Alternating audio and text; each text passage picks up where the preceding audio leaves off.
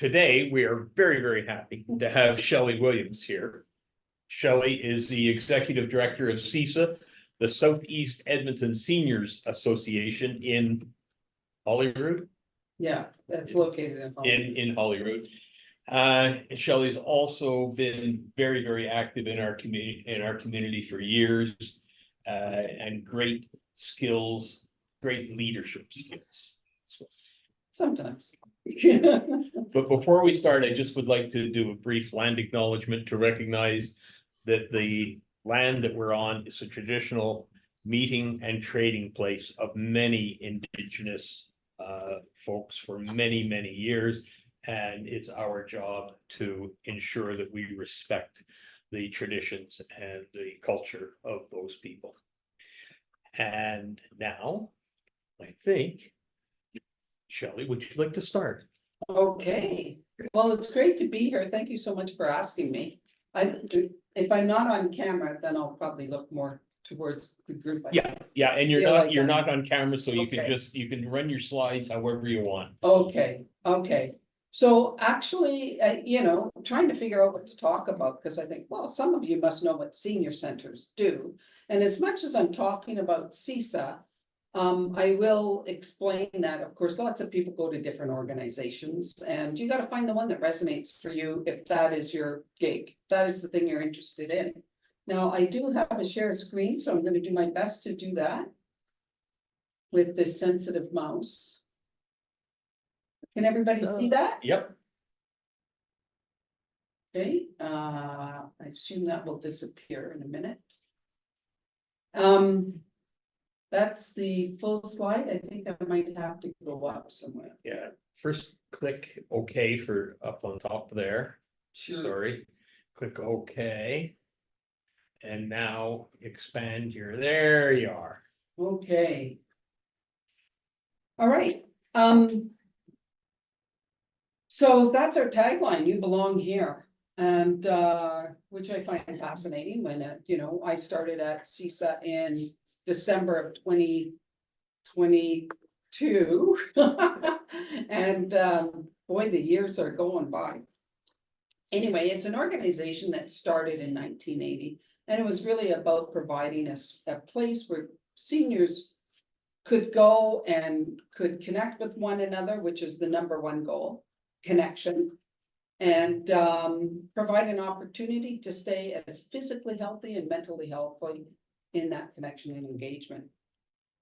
So it started in 1980, and then when COVID hit in 1920, SEESA, along with other organizations, but SEESA especially, went through a very difficult time. There were lots of changes happening in the organization, and COVID just made it close. It was closed for a while because it's a senior center, and there were no staff for a while, so the board took over all of the aspects of it. And then I was the first executive director hired after. So it took a little bit of time, and we're starting to get back. We call it getting back to the future or rebuilding. And I think today I want to talk about SEESA, but I also want to talk about generally what senior centers do, because there's a variety around the city, and it's really about getting to find the one that resonates for you, if any resonate for you, depending on where your interests lie. So I'm also open to questions at any time. I'm not going to be able to monitor, so if I see one of the little hands go up, I'm happy to answer questions at any time. I don't want it to be boring, but I want it to be interesting, so don't be afraid to ask questions. So the next slide. So one of the values at SEESA that we have is we value a caring and inclusive community which shows compassion and integrity, accountability, and collaboration. And that's a lot. So wouldn't that be nice if we were all perfect at it? Of course, we're not perfect at it. Nobody is. But it is a journey, and that is what we really value. So everything we do is really trying to move that forward. And our overall mission, is to empower and enhance the quality of people in our community as we age.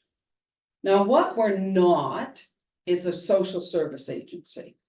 So we are more on the recreational center side. SEESA before used to have an outreach program and a home supports program. But the Edmonton Seniors Coordinating Council and the city of Edmonton kind of regrouped that in the last little while. And so it runs differently. It's across all of the different programs and centers across the city. So they're more concentrated and there's only 5 or 6 of them. They're concentrated in certain areas, but they're available to anybody who wants to call either one of the senior centers that you're involved in, or you can call the 211 number, and I think it's 2 for the seniors line. And that individual is usually quite with it, and that they can redirect if somebody has a particular issue that they want to talk about. They will redirect you to an outreach worker or home support or provide you other information. There have been a few difficulties in people even wanting to press 211 because it sometimes feels like, oh, I'm asking for help to a generic person in the city. But it's not really that way. It's hard to do it. So if you're more comfortable in talking to somebody and somebody else that you know, you can get information from a senior center and get an actual phone number if you need. That's an important piece. So there's been lots of changes. Now for that home support and outreach, they are doing what something is called hoteling.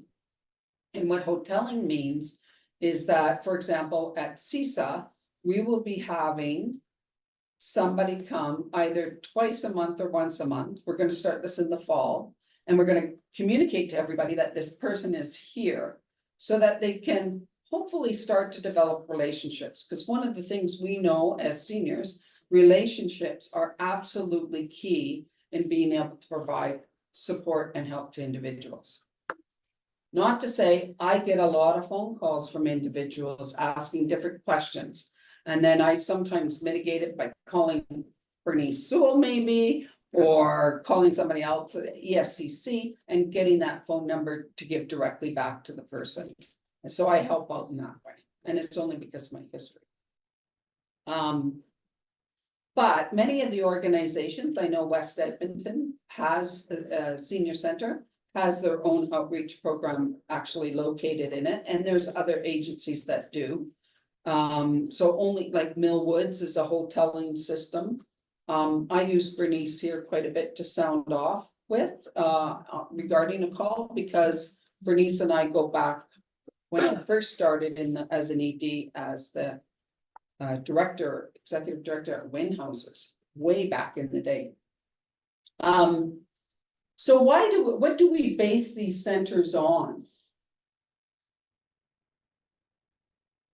It's really about the determinants of healthy aging. And this is from the, what's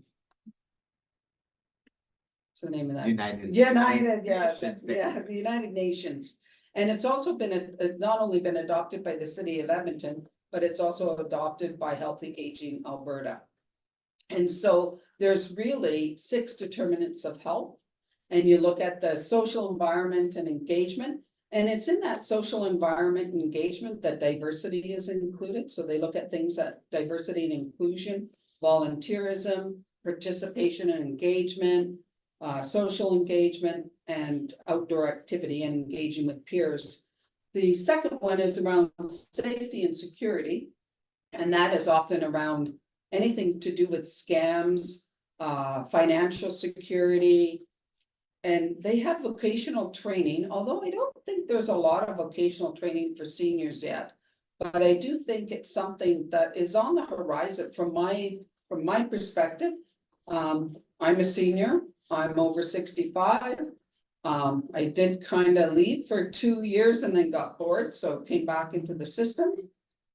And I think there's a number of people who are really interested in doing some part-time work. They may not want the 5 days a week, the way we used to work, but some like to work a few days a week and stay engaged in the community. So I think that's an area for growth. And then the physical and mental health, of course, is around that physical fitness and wellness, healthy life choices, and brain health. So that's a really important one for the fitness centers, for the centers like the rec centers, like senior centers. Same with the social environment. Safety and security is often through different means. They happen, but are a little bit different. We call them FYI sessions, and we'll get into that. And then social support is more around that outreach and home supports. So that's the area that we're trying to coordinate that a little bit differently with Edmonton Social Planning Council, Edmonton Seniors Coordinating Council, and it's to provide information and referral, social supports, and caregiving support. You said 6 determinants. Yeah, there's one missing there. I don't know why it's We not. can't get rid of that. It's bottom bar. it is physical environment. Yeah, so personal well-being is the resiliency and emotional well-being, personal services, food and nutrition. Many of the centers have cafes, and physical environment is transportation, housing, and home supports. So the transportation, driving happiness, housing, Greater Edmonton Foundation. So a lot of the fitness centers, the recreation centers, are really focused on social environment, safety and security, physical and mental health. Some aspects around social support and personal well-being. Few of us touch a little bit more on housing, not all. But these are really important, and this is why we do get some funding from the city of Edmonton, and we base that on some of our outcomes. So how does that translate into what a center does? There's a number of different aspects to this. I wish I could get rid of that bar. Yeah, so do I, but Which I don't think it's removable. So we have classes. First of all, how much does it cost to become a member? Because there is a fee to every center to become a member. It's $40. Some, I think St. Albert's $100 now. Other centers are $50. I know at SEESA it's 40. We just put it up to 40 this year. And if somebody can't afford it, all they have to do is mention it to the, I'd like to get an exemption to this. That will come to me, and I can pretty much guarantee I'm not going to have anybody do an income statement thing. So the membership itself is free, but there are costs to activities such as the classes and the clubs and the FYI. Well, why is that? Because out of the monies, that is what pays for the operation of the program, and almost all goes to operation. Pays for the instructor, pays for the speaker, pays for the facility. And the facilities, like we get our rental from the city, which is only $1 a year, and you go, yay. But then we still have all of the maintenance, all of the utilities, all of the costs to maintain the building, the yard, the plowing, everything. And then you have all the other costs in the facility and the staffing. Because the operational grant that we receive, I think this year we received, I know last year was 135, and I think this year we received 170,000. So that's a good chunk of change, but it does not meet the needs for the organization. So they must cover costs. That's all we're after. We're not about making money, but we are about recovering costs. So classes are kind of formulated by the instructor fee, by the length of time the class is, and the number of classes. And everyone has these guides that come out, and you can look at them online in each of their websites. And so our classes, last year we had 81 different classes in the area of art, music, fitness, dance, and what we call general interests. In clubs, clubs are a group of people that want to regularly meet. And we have 24 different clubs, anywhere from art and drama, badminton, pickleball, table tennis, carpet, bowling, book club, euchre, French, dance, and they cost $3 per session. So that tells you it's not, your $15, $30 per session. It is $3. So it's really doesn't really cover the cost of maybe one of the things that go up along with everybody else's, but we try to keep that down. And that's a huge social engagement opportunity because people get together in groups and they meet on a regular basis. And it's $3 to do that. For your information sessions really hit many of the aspects around safety and security and the transportation. So we'll get ETS in, we'll get Edmonton Public Library in. We have the scam sessions, getting to know your own devices. We have a whole pile of different aspects around, let's say, transit planning and well-being. So one of the things we want is to get the main session, similar to what you guys do here, but your information sessions and health. So how do you know if your partner or somebody you know is maybe having more difficulties, if you think they should, you know, if it could be areas of dementia or hearing, some of those things as well.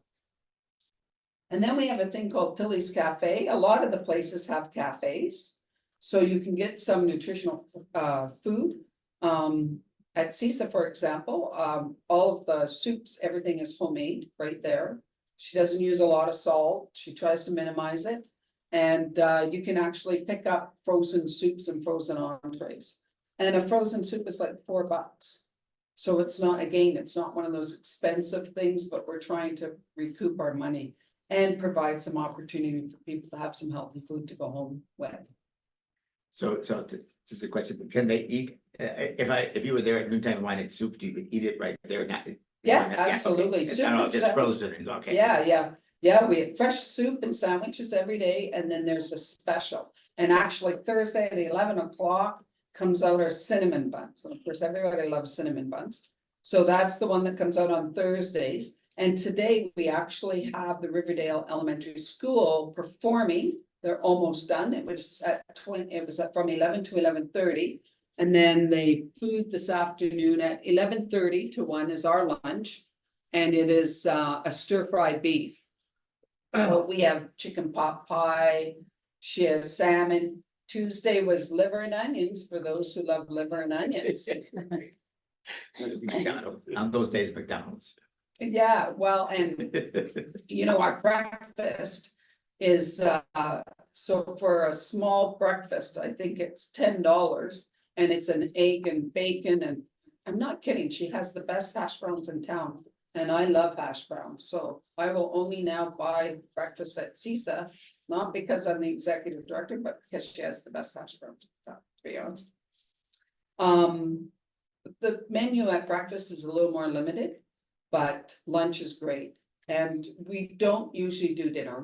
Our hours are usually till 4:30, although we are one of the few that have activities on Monday, Tuesdays and Fridays in the evening. Many close. We're trying to increase that right now, so it's just starting to come back. Wednesday's not a day we can do it because we do all the floors, make sure everything's good for the week. But Tilly's Cafe is well worth the stop by. And then the very volunteerism is another one. Last year, this is fascinating to me because I know all of us have been places that have volunteered. We had 301 volunteers, different people, providing over 24,800 hours. That is the equivalency of 13 full-time people. So I can guarantee you, if it wasn't for the seniors and the members, there are a few people that are members that can volunteer, absolutely. But if it wasn't for the seniors in the center, there is no way we could operate. They do things, it's amazing the areas that they work in. I have one person that just works on signs and keys and does all sorts of admin. We're trying to reconfigure our shared drive, which is a little messy right now. So we're trying, I mean, it is amazing from administration to tickets to special events. So it's really a huge contribution to the agency. And then the last one is celebrations and events. And so the celebrations, this is one of the things that I was concerned about and wanting is more around that cultural diversity and inclusion. So we're starting small, but what we do is we try to bring in as many different cultural celebrations as we can. And so we have our Pride Day on June 12th, and an Indigenous celebration on the 21st, Truth and Reconciliation, all those things. But at Christmas, we also did the Ismaili Muslim, His Highness's Aga Khan's birthday is just around there, so we could talk about that. We talked about the Jewish Hanukkah celebration and the African Kwanzaa. So we just don't do Christmas. We had all these tables out so that people can learn a little bit more and start to understand that. And then we have all sorts of events. Our drama club puts on a drama performance at least once a year, if not twice. Our melody singers put on a choir performance, usually twice a year. We always have a 50-50 draw quilt. We have the quilters and crafters. They do amazing quilts. They're fantastic quilts. And they sell on a regular basis, but they also do a raffle. And then we have ukulele. If anybody was at City Hall, just on Monday, our ukulele group was playing at City Hall and celebrating Seniors Week. We have floor curling tournaments because we're part of that group. So there's lots of different activities if that's what you're interested in. We also had a crib tournament. So it's not just fitness and arts and stuff, but it's also games. So one of the, with these celebrations, one of the quotes I wanted to share that was unsolicited and provided to us was this individual wrote to us after the Christmas one and said, I wanted to say how much I appreciated the recognition of the many different annual celebrations of various religions such as Jewish, Hindu, and in addition to Christmas and opening at the December 15th dinner. Please pass on my thanks. I think it is this type of loving mention that breaks down bias, racialization, and slowly creates positive feelings, recognition, and acceptance for all people. It demonstrated both our sameness and our differences in such a peaceful and positive manner. Man, did I like that quote. Yeah. Right? It's just something that, and it's so nice to start getting that kind of feedback because we really want to build that more at SEESA. And you'll see that at all the organizations, not just us. But in relation to these quotes, one of the things we started to do was to do a survey. So this is the first year that we did a survey because we wanted to see, are we connected? Is it doing what we thought and what the determinants of health and what we said as our values? So is it starting to do that? So this was the first survey. It was 440 members of 10,000. So, or 1,050. It's a 42% return rate. So that is a very positive response. 72 felt connected to others when at SEESA. So it did look at that isolation and does it break that?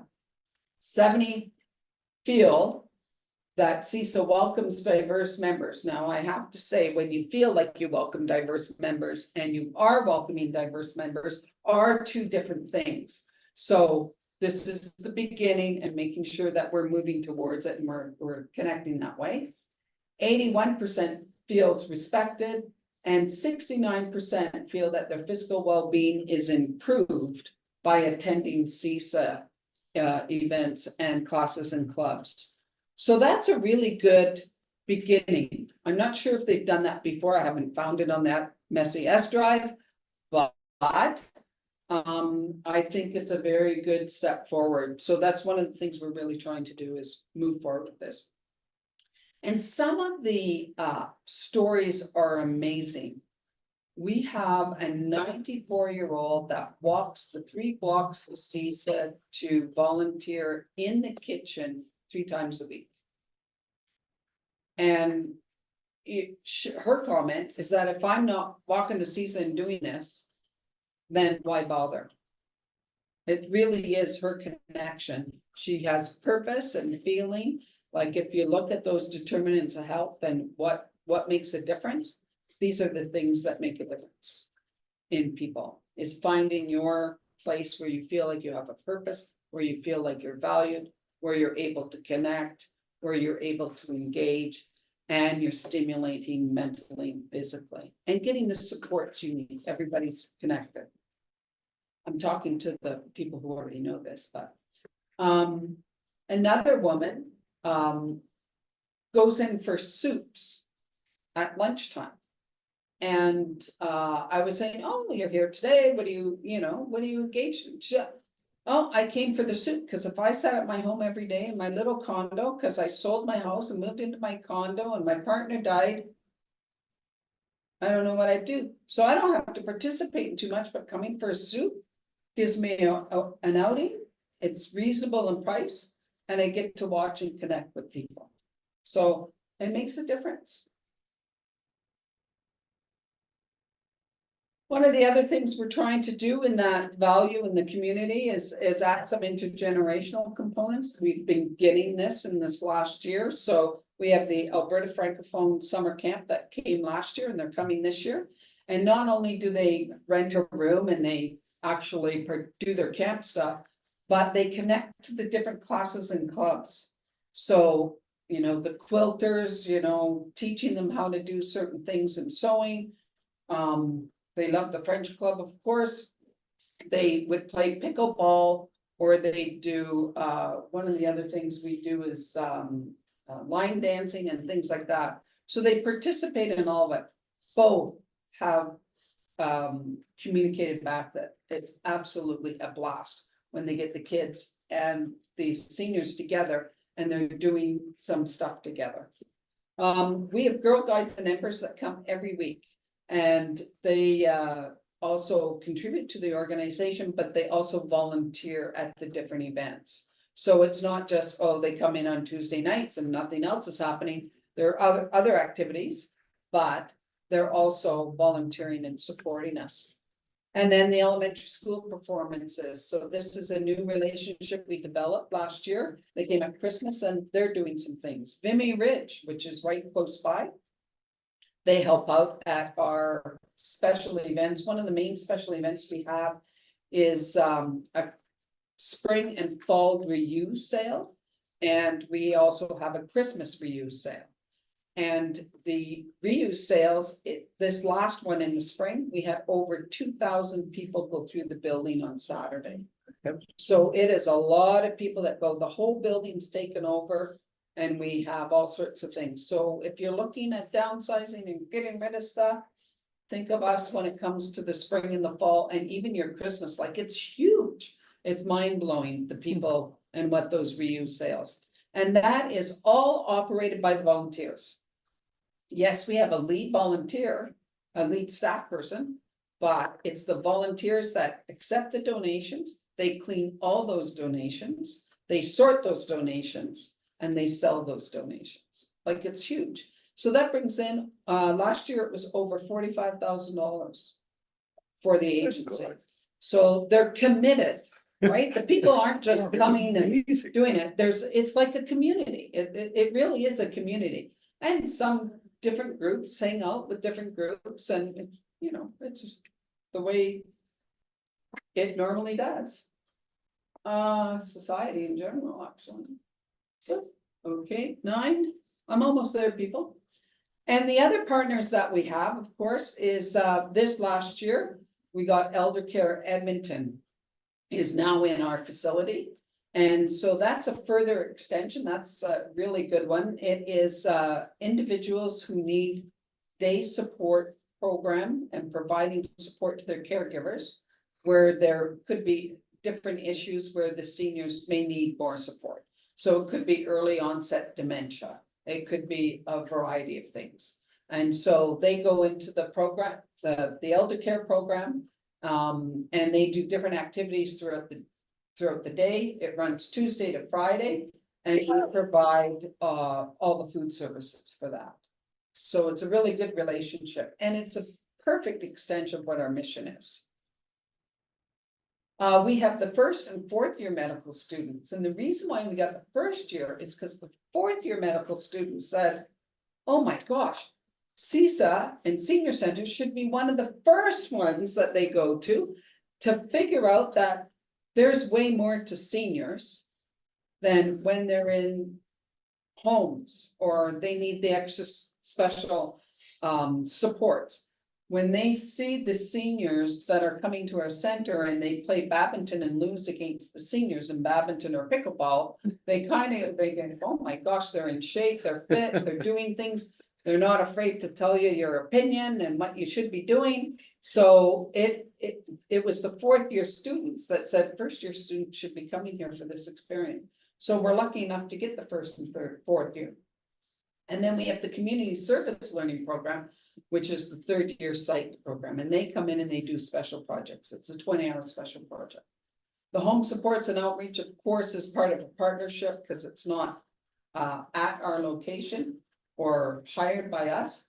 And then we have other organizations and businesses that support. Employabilities has people that volunteer at the agency. ACCO is a huge supporter. Greater Edmonton Foundation and the seniors housing, we do lots together. We have pharmacies come in for the COVID and the flu shots and things like that, so that's always available. And then we have another one with Alberta Health, or whatever it's going to be called now. For the hospital, that doesn't make a lot of sense now, does it? I'm not sure what the categories of this under. But anyway, it's the STEP program and Not Falling for You. So STEP is for individuals who have multiple chronic situations. So they could be diabetic and post cardiac, and they're wanting to get back outside after the hospital, etc. And they're trying to get back into community. This is an 8 to 10 week program that helps seniors start doing functional fitness.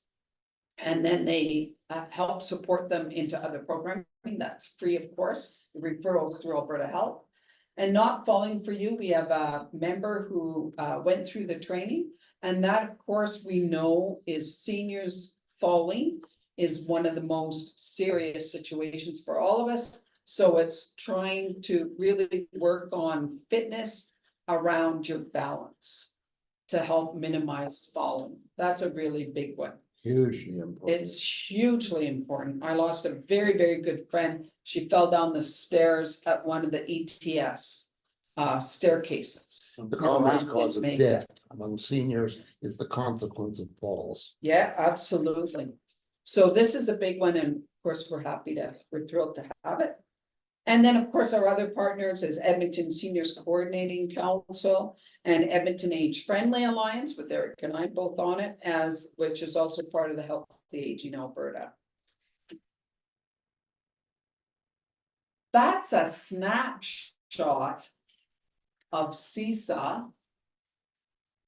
That's a snapshot of SEESA. I don't know if that's what you wanted today, but now you can ask me anything you bloody well like. It's a lot of information. How did we do? You did really well, Timing? and I don't see any hands up, so I'll ask my first question. Grand- Go ahead. I'm kind of curious about this summer francophone camp thing. First of all, I've never heard it. I taught French for 1,000 years, Oh, wow. and what's the connection? So they were looking for, it's amazing, right? We said, we gotta look for intergenerational stuff. We want this as something in the back of our heads. And then somebody heard, well, I thought the Alberta Francophone has a summer camp for kids that needs a place. And I said, we don't use all of our rooms all summer. Let's talk to them. And that's it. They loved it. We're right by Holyrood School. There's a big park there. So they can go to the water park. They've got lots to do. And they come in and they greet their kids that are off for the summer. And they meet at SEESA. Ah, okay. Isn't that cool? So there's a certain amount of interaction between the two groups. Yes, yes. So it's a group. It comes first. That's the first thing. And then once they're there, we make sure all the clubs and classes are aware, and we connect with the leaders of the Francophone group, and we say, you know, this is what's happening, let's try to figure out, we make sure our groups are interested. They did woodworking, the quilting, we have a woodworking shop, by the way, it's one of the, I'm not sure there's another senior center that has woodworking. They went to the art classes, clogging, I don't know everything, I don't know what clogging is, but it's loud.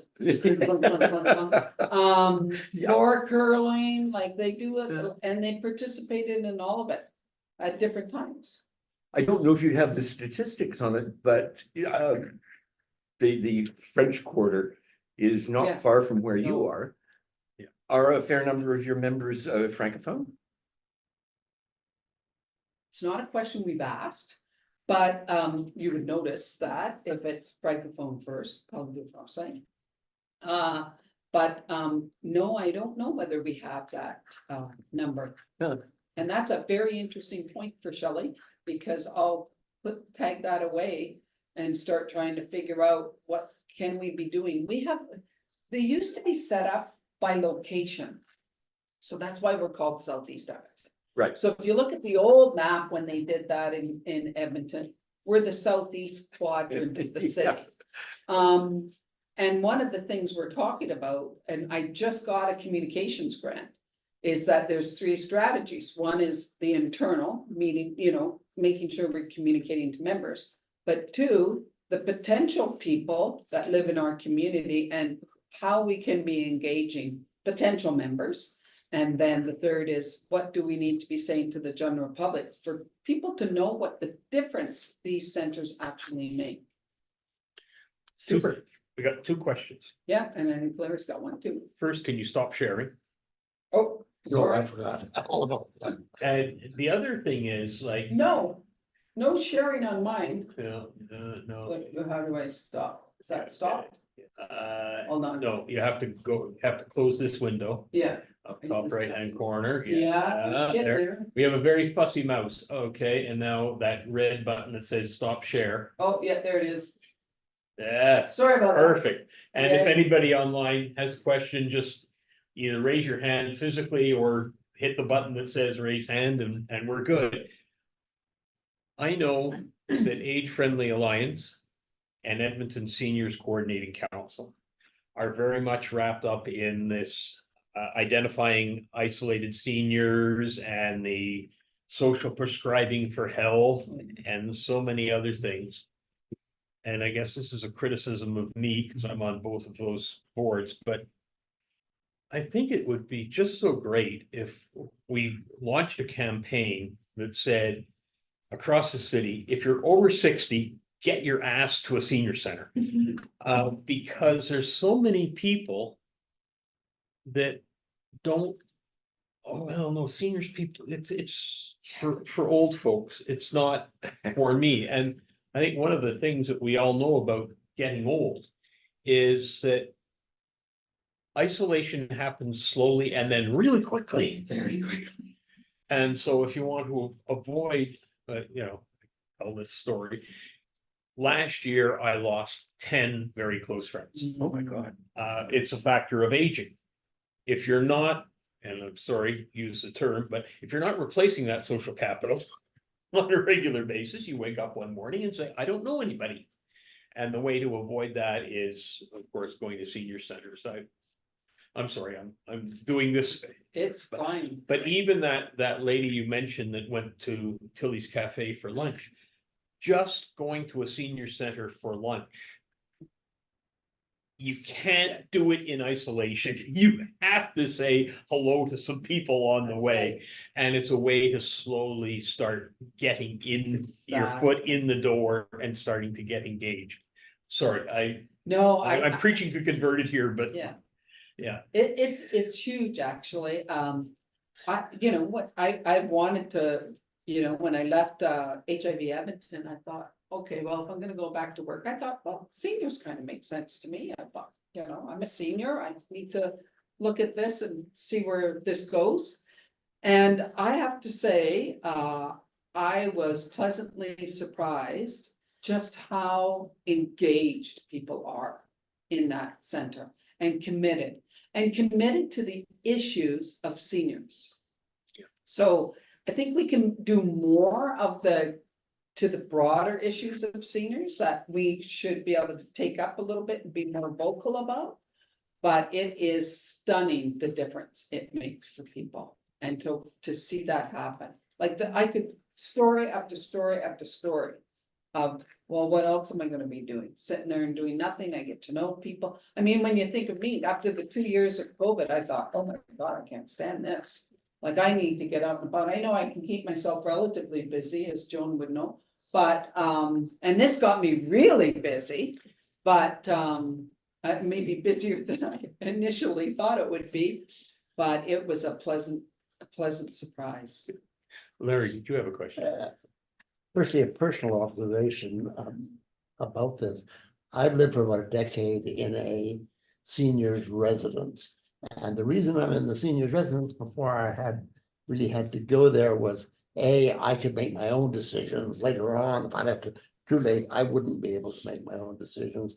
But the real immediate issue was ICE.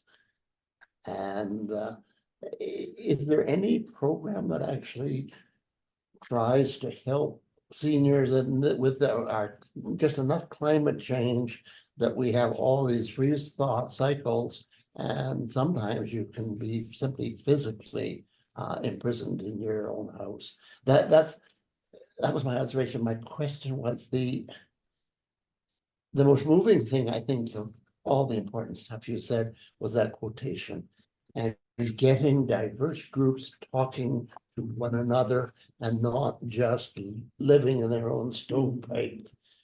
Seems to me so important, and I really applaud you for that. Well, I think it's really important for many reasons of me. I think from even income level to housing level, it doesn't matter, that we've got to find a way to get together and to work together, but to engage with one another and support each other and learn with each other. And so I think that's really important.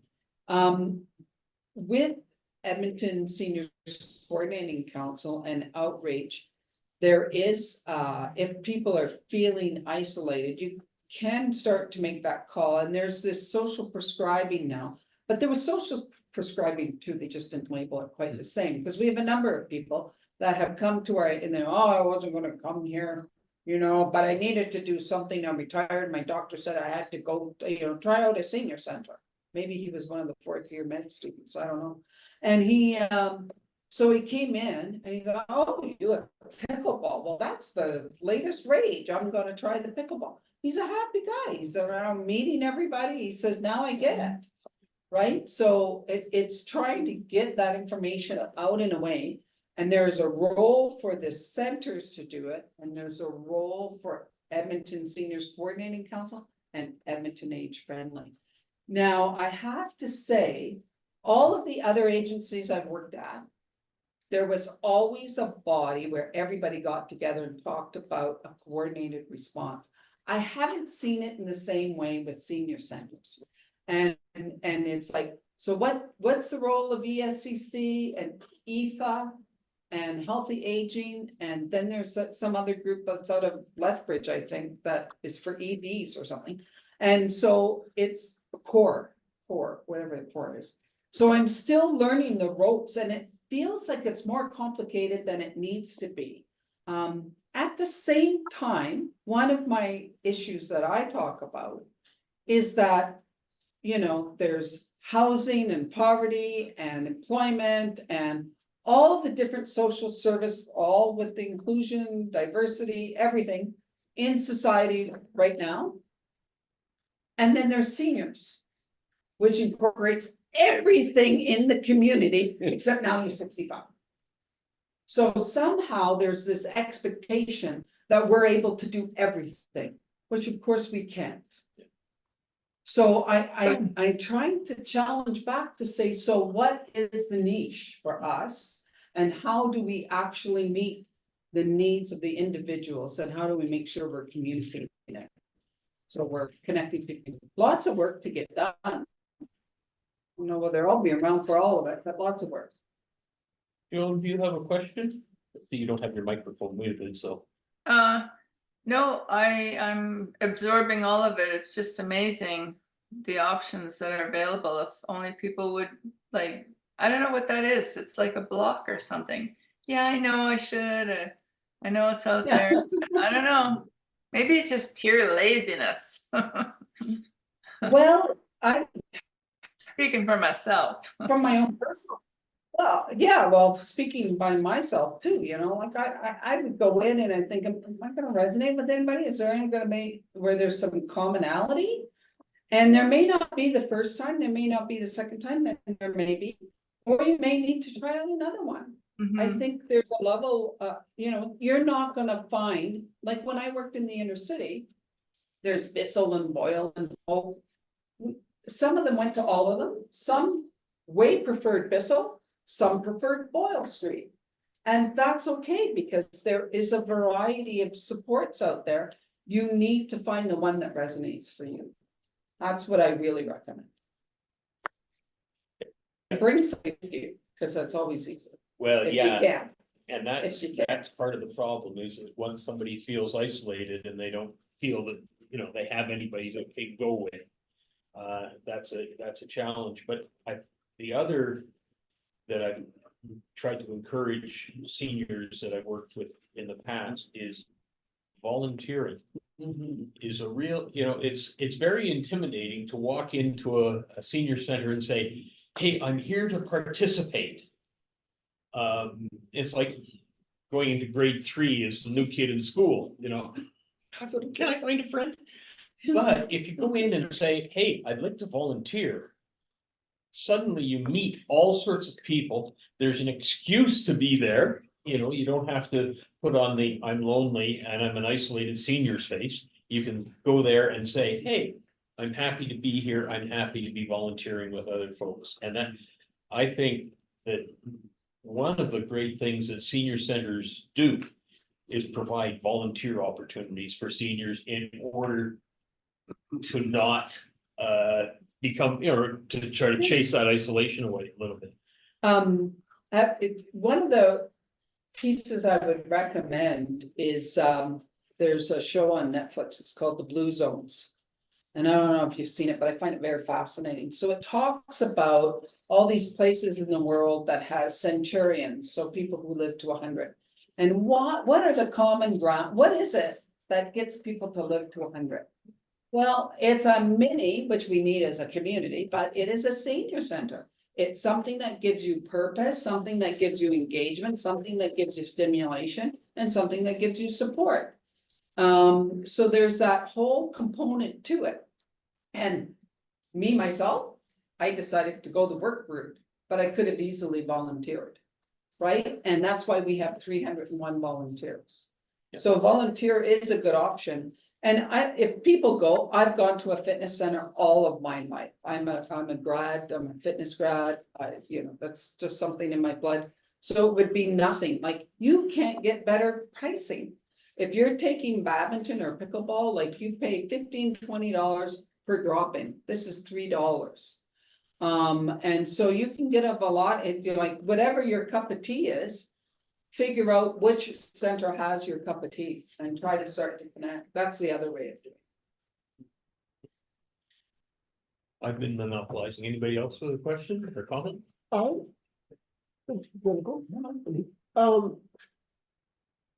I just come out of the interior decorating certification diploma program, well, not just, about 10 years ago. And I was flipping houses, condos, and I've done all that. I got my beautiful house. I'm tired of all that.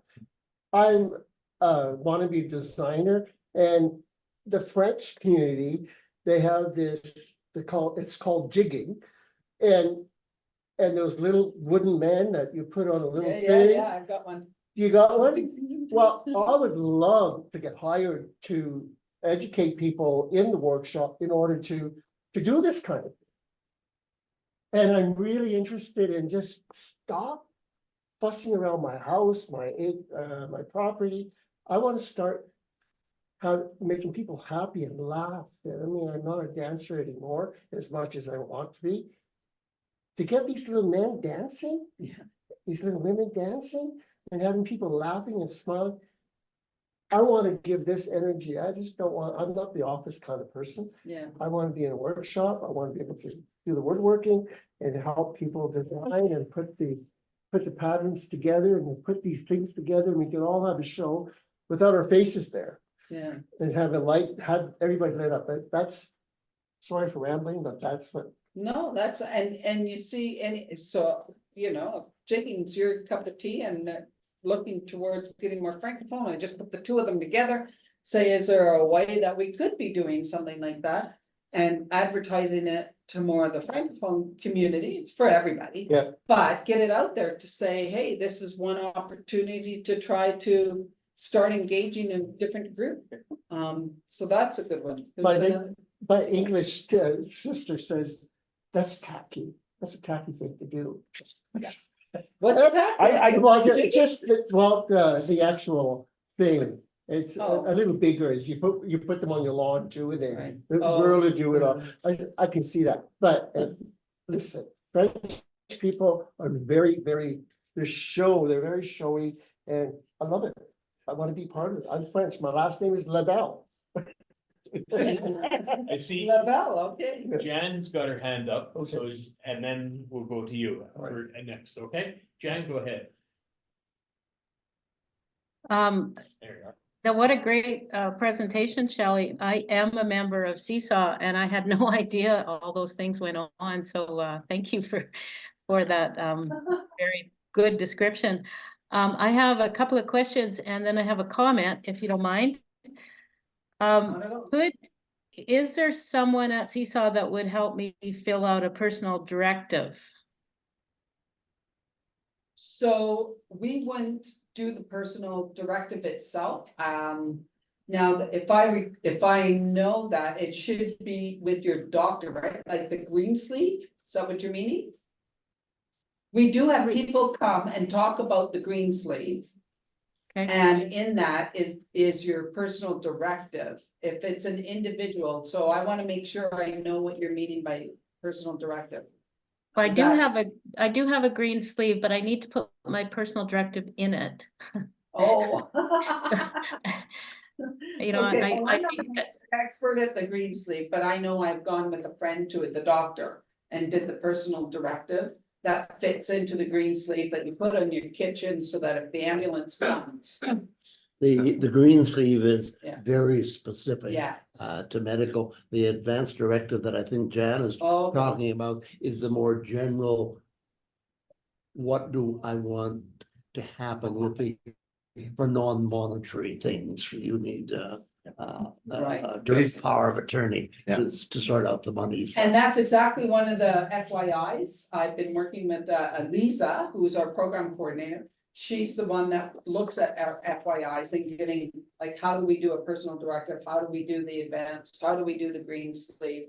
I want somebody to come in and talk about MAID so people can, I remember my one friend was gonna speak. Wanted to speak about MAID when it first came out and people, oh, you can't have that at a senior center because then you're encouraging everybody to kill themselves. Oh, so there's been some changes in their, in people's things to thinkings do. around that. I mean, that's still going on today, but Oh, yes. it's something we want to know, cause we want our rights. Well, I We think don't maybe- have to. I think maybe one of the things that you might be asking, could it be the fact that you actually need a name in the personal directive in case you becoming incapacitated, Yeah. whereby someone has Oh. to make that decision? Is that kind of what you're thinking of? I think that's more the enduring power of attorney. I just thought it could be something No. maybe Alberta Health might No. hold a session on. That Yeah, might benefit a lot of the members. My second However- question is Spanish. Are you gonna teach Spanish lessons there? I'm not sure we had Spanish, I'm not the program director, I don't know our guide inside out and backwards, it's online. And it comes out, the next one, we have the summer, which is usually a little slower. And then September to December is action packed, and I think there's a ton of FYIs. And that guide's coming out shortly. Okay, I know you used to have it in the past. I know Deb Turner was one of the people who took the Spanish class there. I think you need it again, just my Okay. opinion. And then I have a comment.